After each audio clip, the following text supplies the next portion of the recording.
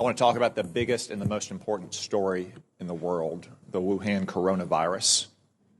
This coronavirus is a catastrophe on the scale of Chernobyl for China, but actually it's probably worse than Chernobyl, which was localized in its effect. The coronavirus could result in a global pandemic. While you were all sleeping overnight, the number of diagnosed cases in China increased by 30%. Now, let me be clear, that's not new cases, that is just newly admitted cases. It is probably several orders of magnitude higher than that. Also, while you were sleeping, China now has its entire border with Russia closed. 2,600 miles, Russia has closed that border. El Al has shut down travel between Israel and China. Air France has shut down travel between China and France. And that's in addition to all the other countries that have already shut down travel.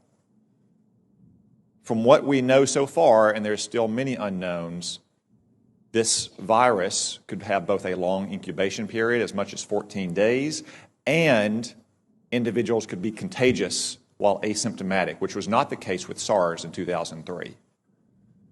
Furthermore, from some cases, it appears that the virus could be aerosolized, which means it doesn't require the kind of contact that you have with, say, a married couple kissing each other or a family living in close quarters in a hotel or apartment, but rather the distances we are all sitting apart right now. Yet China is still lying about all of this. They've been lying about it from the very beginning, and you don't need their history of lying about SARS in 2003, though it is relevant here. You just have to see what's happened over the last 2 months.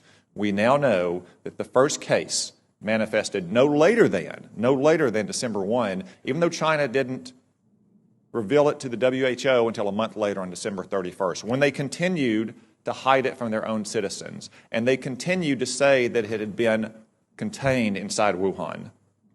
Today, it is in every single province in China. They also claimed for almost 2 months, until earlier this week, that it had originated in a seafood market in Wuhan, that locals had contracted it from animals in, say, bat soup or snake tartare. That is not the case. The Lancet published a study last weekend demonstrating that of the original 40 cases, 14 of them had no contact with the seafood market, including patient 0. As one epidemiologist said, that virus went into the seafood market before it came out of the seafood market. We still don't know where it originated. Could have been another seafood market. Could have been a farm. Could have been a food processing company. I would note that Wuhan also has China's only biosafety level 4 super laboratory that works with the world's most deadly pathogens, to include, yes, coronavirus. Now, look at China's own actions. They have quarantined 60 million people, 60 million, more than the entire population of our West Coast. They've shut down schools indefinitely. Classes canceled nationwide indefinitely. Hong Kong, a part of China, has basically shut down all travel from the mainland. That's why it is essential that we immediately stop all travel on commercial aircraft between China and the United States. Making exceptions, of course, for American citizens to come back, as we just brought back yesterday, allowing essential trade to flow as long as crews on ships and aircraft are not allowed to go into the general population in America, and making exceptions, of course, for medical personnel to go into China to try to get a handle on this.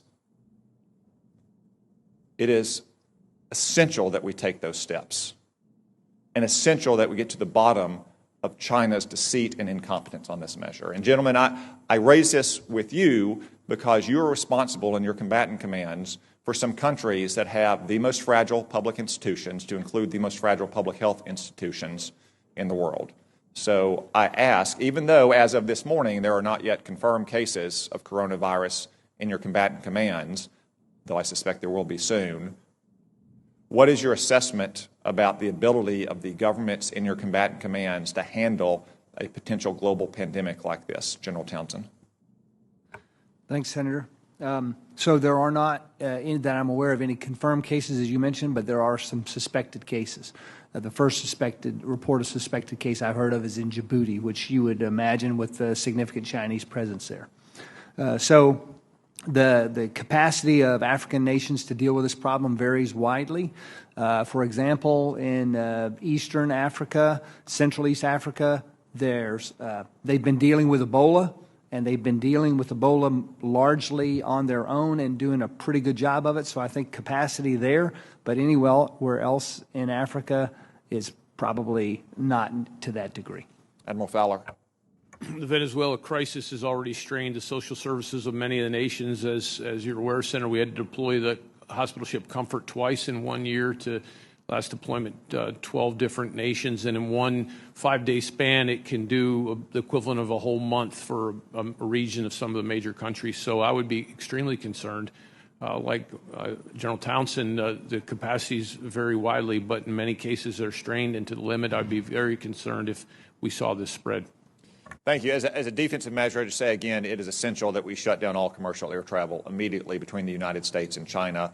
As an offensive measure, because that probably won't stop it entirely, and because if it becomes a global pandemic, we have to deal with countries with very limited capabilities here.